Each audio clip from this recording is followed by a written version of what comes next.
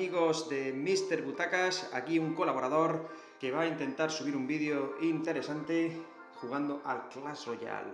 Estamos aquí, somos Imperio Andaluz y queremos adelantar un poco el barco, así que vamos a ver cómo está el barco de Brasil.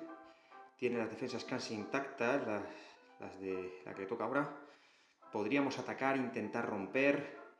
Venga, lo vamos a hacer, pero con esta baraja que en principio la tengo diseñada para romper barcos, ¿de acuerdo? Bueno, pues adelante, allá vamos. Vamos a intentar destruir.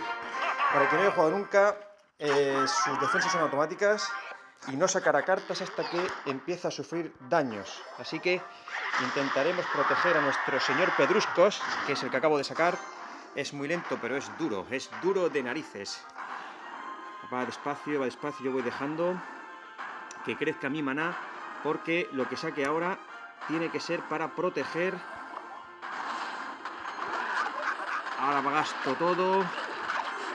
Tiene que llegar a... Efectivamente, han sacado ahí una cosa. Ahí. Por otro lado tengo que defender mi torre, que tiene muy poca vida. Recordemos. Bien. Esta está ganada, sí señor, hemos ganado. Victoria, podemos todavía hacer un poco más de pupita. Vamos a intentar hacer pupita, pero va a ser difícil porque esta gente tiene una pedazo de baraja tela marinera.